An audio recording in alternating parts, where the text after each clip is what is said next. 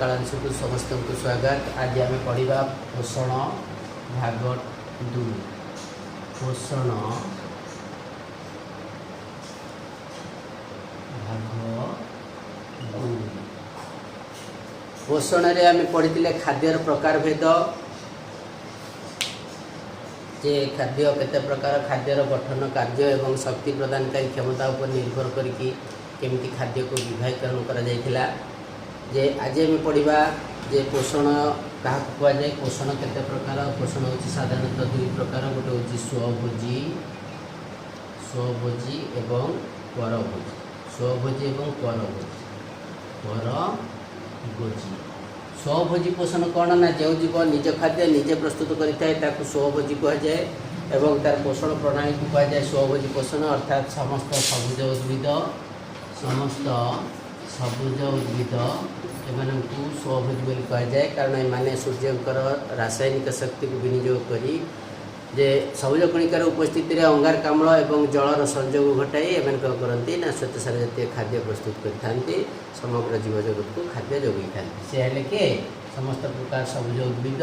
एवं एमानंकु छाड़देला परे आउ केतेक गंधक बैक्टेरिया एवं नाइट्रेट प्रस्तुतकारी बैक्टेरिया अच्छी से कौन करती ना किसी अजैव रासायनिक प्रक्रिया से शक्ति आहरण करते जहाँ को कहुए कौन बा से केमोसिंथेटिक बैक्टेरिया बोली कहुए। आउ रहा बाकी परभोजी परभोजी कौन ना जो जीव मैंने निज खाद्य निजे प्रस्तुत कर न पारि खाद्य अन्य जीव मान निर्भर करती से कहुए परभोजी परभोजी अर्थात से सब खाद्य अन्य मान निर्भर करते एमानंकु साधारणतः 4 भाग विभक्त कर गोटे हूँ एमानंकर पोषण प्रणाली को कहुए परभोजी पोषण एवं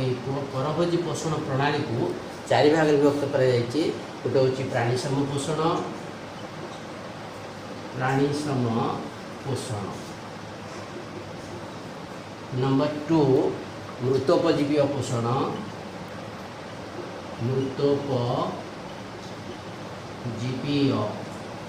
नंबर 3 परजीवी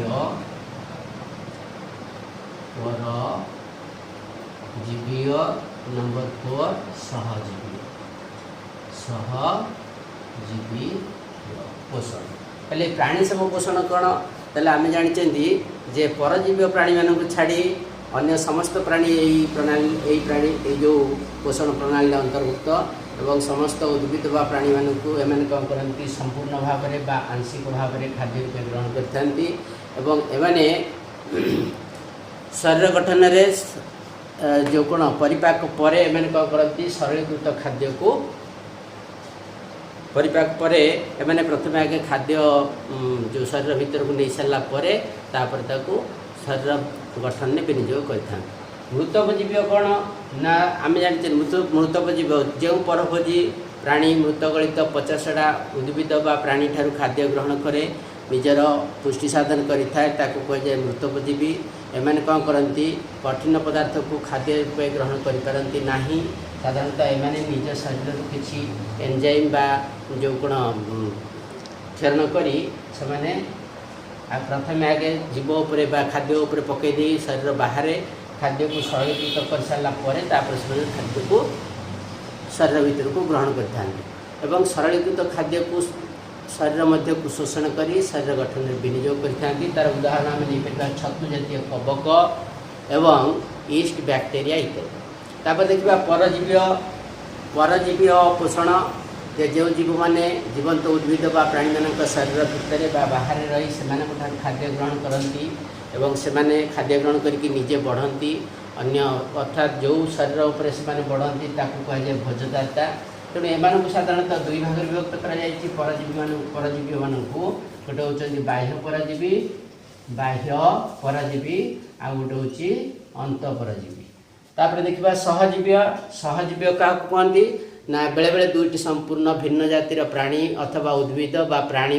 एवं अणुजीव बा उद्भिद एमाने कौन करती एकाठी बसवास करती एवं एमानंकर एकाठी बसवास करिवार जो प्रणाली को कहुए सहजीविता ताले एमाने आम तार उदाहरण आम देखा आम शरीर में आम जो अंतरनली रे थिबा इस्चेरिचिया कोलाई इस्चेरिचिया कोलाई नामक गोटे बैक्टेरिया आमको विटामिन B12 जोगाड़ माने प्रस्तुत करके आमको जोगई थाए एवं निजे मध्य बंची था। ये हूँ सहजीवितार उदाहरण पे जो आम रहा जबक्षार विबंधक बीजाणु जबक्षार विबंधक बीजाणु से सहजीवितार उदाहरण हो पारे। अच्छा आज पोषण भाग 2 रे आम पढ़िले स्वभोजी क्या कहती परभोजी क्या कहती परभोजी पोषण प्रकार भेद नेक्स्ट एपिसोड पढ़ा नेक्स्ट क्लास रे पढ़ा आम तापर कौन अच्छी बर्तमान तुम्हें टिके लोगोटा को देखिकी बर्तमान सब्सक्राइब कर दियो टिके बेल आइकन टी दबाई दियो परवर्ती नोटिफिकेशन तुम पाखे पहुँची जीव।